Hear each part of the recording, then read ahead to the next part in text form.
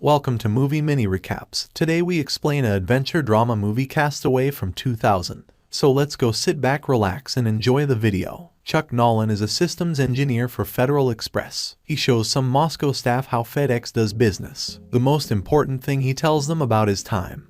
That the package sorting must be completed precisely on schedule. While yelling at the staff, the translator brings up a past incident where Chuck stole a kid's bike when his delivery vehicle broke down. 87 hours is an eternity. The cosmos was created in less time. Wars have been fought, and nations topple in 87 hours. Chuck returns to Memphis, FedEx headquarters, and visits Kelly, who is a PhD student. During dinner with her family on Christmas Eve, he gets a message that he needs to go to Malaysia. They drive to his departure point at the airport and they exchange their Christmas gifts. He gives her a bunch of kitchen items. She gives him an antique watch that belonged to her grandfather. Inside the lid is a picture of her. Chuck is quite taken with the watch and promises her he'll always keep it set to Memphis time to remind him to come home. Right before he leaves for his plane, he gives her a small ring box. Though it's not shown explicitly, it's an engagement ring. He'd planned to propose on New Year's Eve but decided to do it earlier. He tells her he'll be right back. He is the only passenger and rides in the jump seat of a FedEx cargo MD-11 across the Pacific Ocean.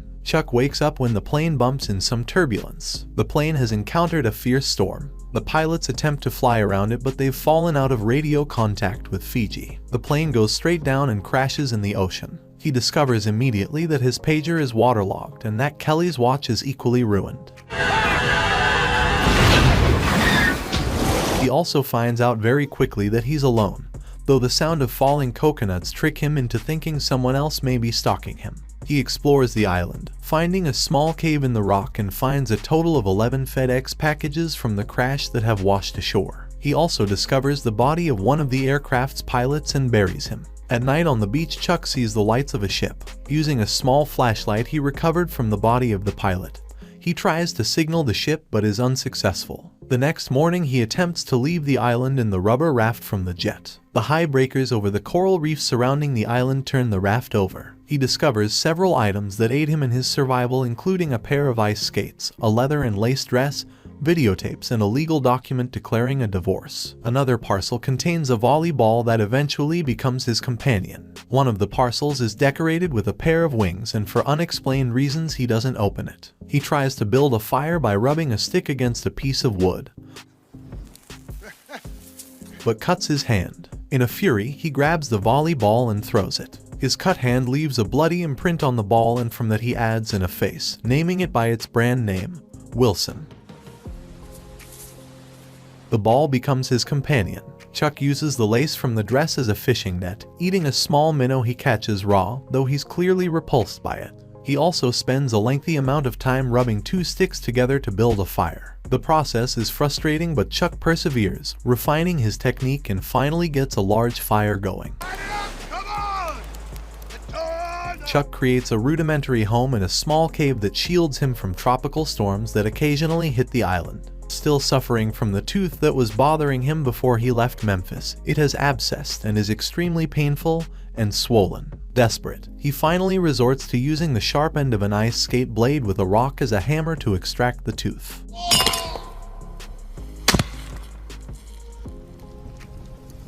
4 years pass. Chuck has lost more than 50 pounds and his hair and beard are long and unkempt. He survives day to day. During a storm, 2 of the walls of a broken fiberglass portable toilet are tossed on shore. When he sees it blown by the wind, he is suddenly energized with the idea of building a raft that will use the fiberglass walls like a makeshift sail that could possibly get him over the larger breakers surrounding the island. Chuck prepares food, water, and other necessities for his escape.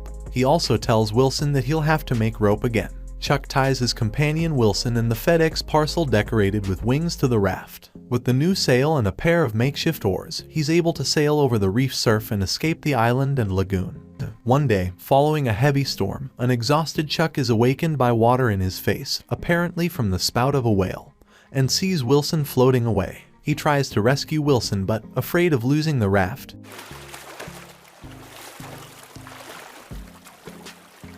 he is forced to let Wilson go. He is despondent over losing Wilson. He has nearly given up hope of rescue when he is wakened by another whale's spout. He turns over to see a container ship passing close by. They signal that they've seen him. A month later, Chuck is flown home to Memphis and is the guest of honor at a large company-organized welcome reception. On the plane back, he talks to Stan, who tells Chuck they had a funeral with a coffin that they filled with small items in Chuck's honor. Stan's wife also had passed away during Chuck's time away, and Chuck reflects on how Stan had to go through 2 funerals very close together. The reception is attended by FedEx's president, Fred Smith, and a large buffet is served. Kelly intended to meet Chuck at the celebration, but she is feeling very confused. Her husband, an orthodontist that did dental work on Chuck, apologizes for her absence. He tells Chuck that Kelly is having a difficult time coping with his sudden reappearance.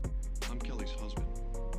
He asks Chuck to give her more time. Looking out of the window, he sees Kelly in tears, comforted by her husband, and watches her get in a car and leave. Later that evening, Chuck takes a taxi to Kelly's home. She seems to be expecting him and invites him inside. They talk about little things, and he discovers how much her life and ambitions have changed and how she coped with his presumed death. Chuck gives Kelly back the watch she had given him, telling her that it is a family heirloom and should remain in her family. They apologize to each other for all that has happened, and he drives off slowly in the pouring rain.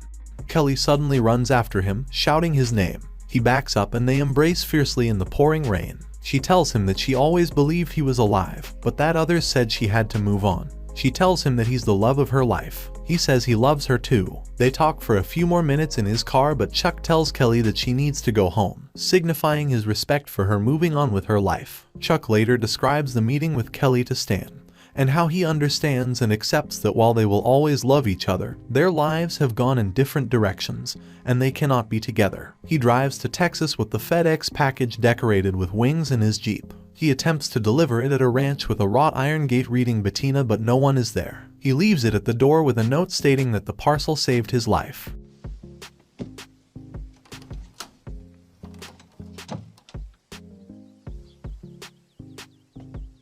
He drives south and at a 4-way intersection and gets out of his car to look at a map. And if you head back that direction, you'll find a whole lot of nothing all the way to Canada. A friendly, pretty woman in an old pickup truck stops and asks him if he is lost. Smiling, Chuck spots the same pair of wings that were on the package on the tailgate of her truck. Chuck walks to the center of the intersection and looks in each direction for a few seconds. He then turns north and his gaze lingers in the direction the woman drove. Please subscribe for more videos like this. It really motivates us to make more content for you. Leave a comment for any specific movie or TV series you want us to do.